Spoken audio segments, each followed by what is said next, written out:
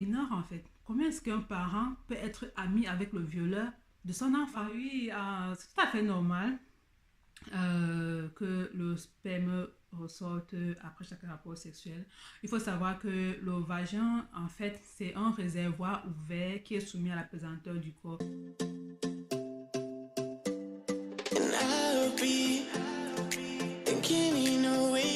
Salut, c'est Las, j'espère que vous allez bien. En tout cas, moi, ça va. Aujourd'hui, on se retrouve dans une nouvelle vidéo, vos story time, mes conseils. Donc, le but de la rubrique est simple. Il suffit juste que vous m'envoyez vos story time, vos histoires via Instagram que je mettrai quelque part là, ou bien l'adresse email qui se trouve en bas d'informations. Et je viendrai ici, je lirai vos histoires, ou si elle est longue, je ferai juste un résumé et je vous donnerai mes conseils. Les abonnés aussi pourront vous conseiller en commentaire.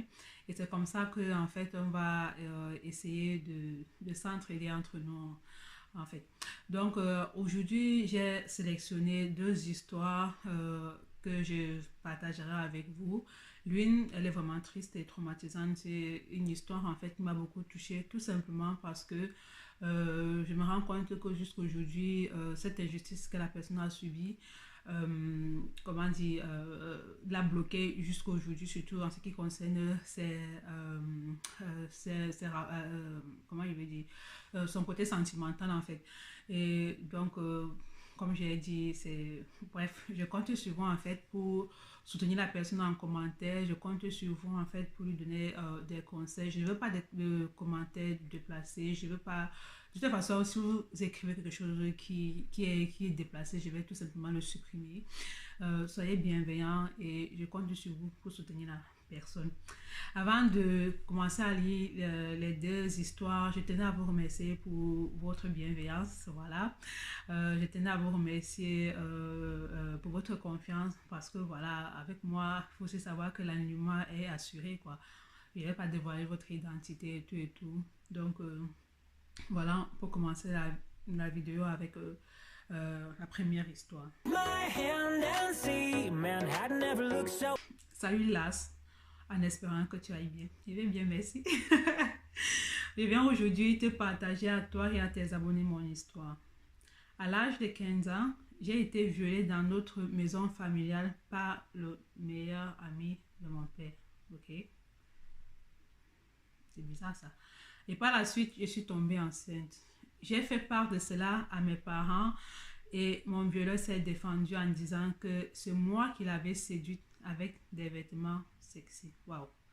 Ça, c'est la culture du viol. Et qu'en vérité, c'était l'œuvre du diable. Ok?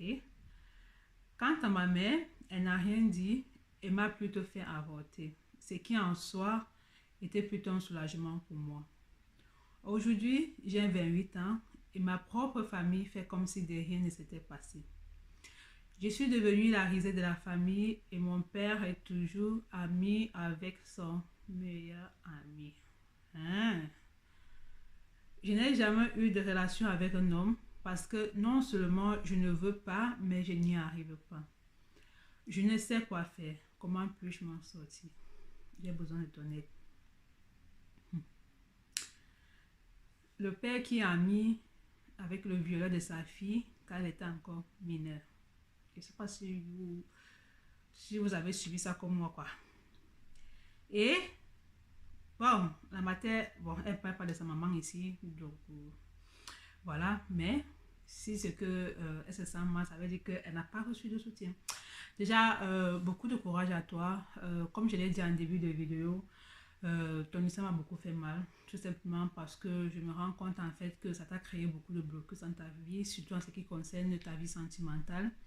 C'est une histoire vraiment traumatisante et triste, mais je suis contente, je suis très contente. Pourquoi? Parce que tu as commencé à libérer la parole, parce que tu as commencé à parler. Ça veut dire en fait que tu veux passer à autre chose, ça veut dire en fait que tu vas aller mieux. Maintenant, je pense que déjà pour commencer, il faudrait que tu quittes cet environnement malsain, cet environnement toxique en fait qui te rappelle chaque jour l'injustice que tu as subie à l'âge de 15 ans jusqu'à présent. Je pense aussi qu'il est temps que tu exprimes tes souffrances, il est temps que tu fais face à ton violeur, il est temps en fait que tu brises le silence, il est temps en fait que tu te concentres sur toi.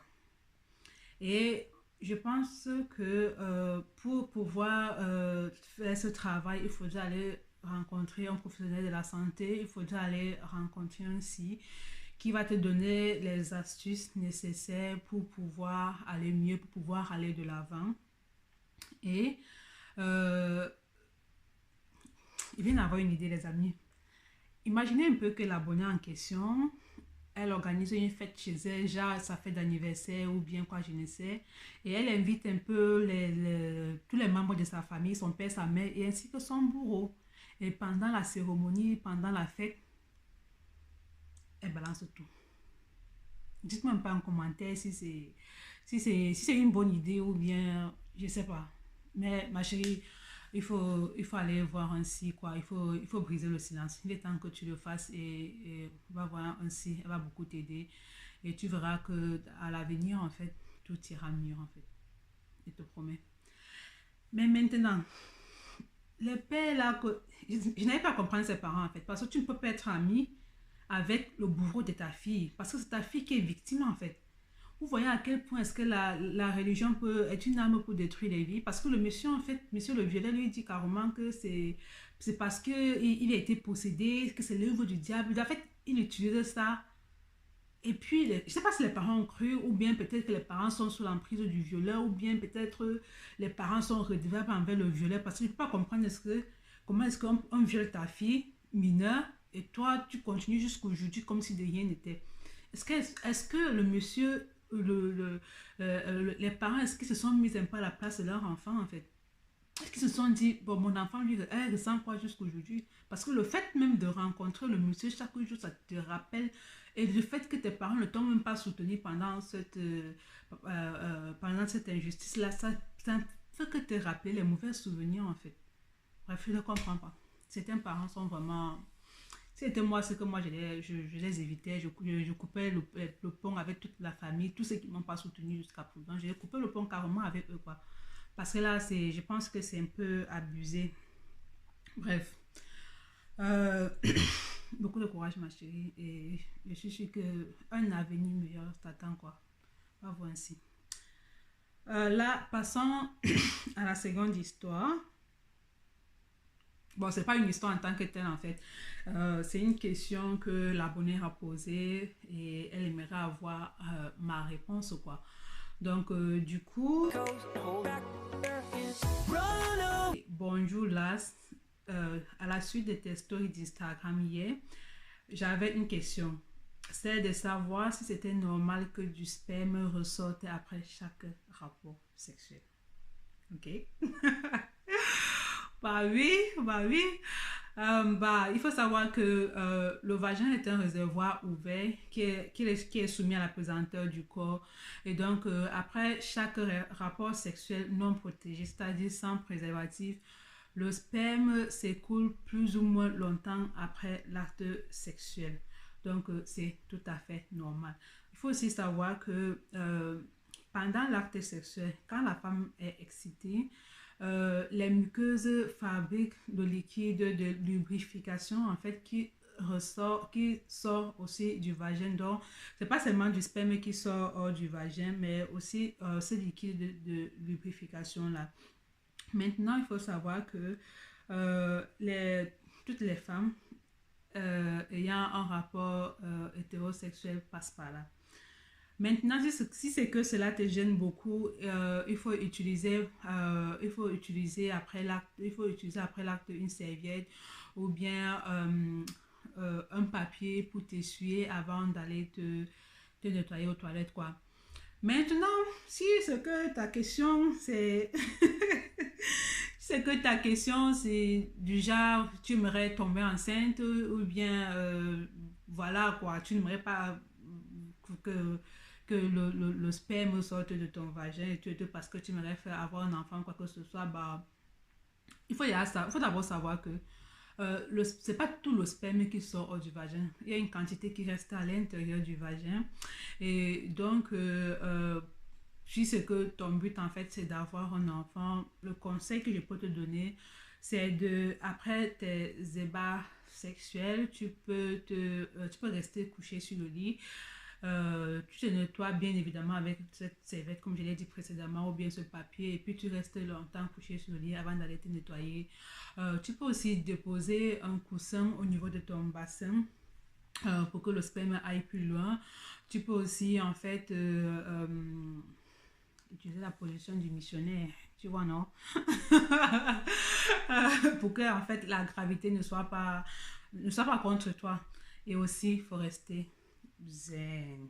Il faut avoir confiance en toi et il ne faut pas paniquer. Voilà, c'est tout. Donc, quand tu n'es pas protégé, le sperme sort hors de ton vagin. Voilà. Donc, les amis, c'est ici que la vidéo se termine. N'oublie pas de partager, de liker et de commenter. N'hésite pas à venir donner ton avis en commentaire pour soutenir l'abonné en question. Et on se dit au revoir et on se retrouve prochainement dans une nouvelle vidéo.